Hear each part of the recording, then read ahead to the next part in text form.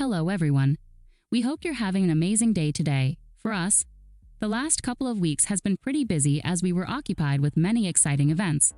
The biggest one of all was Geeked Week, an annual Netflix event with a lot of action. The event lasted for a week and targeted specifically the geeky audience who are interested in the geeky shows on the platform. One of the shows that received a lot of attention was, for instance, Stranger Things, which is to surprise no one. However, this doesn't mean that only the biggest, most popular, and already established TV series were receiving hype.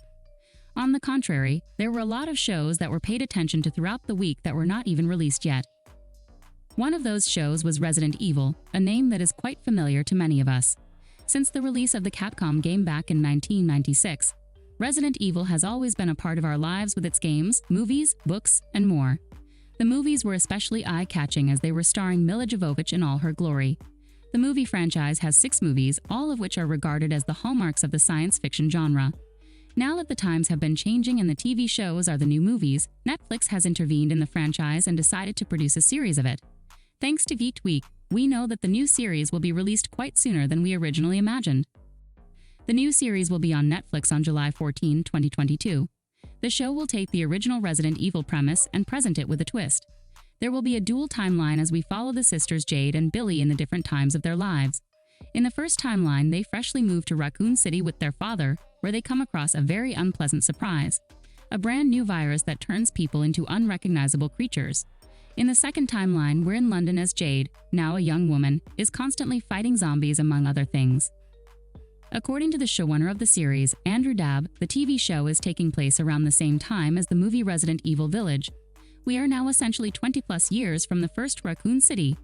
Everyone knows it was destroyed in a very tragic incident, but very few people know exactly what happened, which makes sense, given that it was a bit of a cover-up by the US government. 14 years after the T-virus went global, humans have found a tense stasis with the zombie apocalypse. They've managed to carve out some civilization. People have lives. They may not be the lives they had before. In fact, I can guarantee they are not, he said in a recent interview regarding the show. Dabb also underlined that Resident Evil is his favorite game of all time.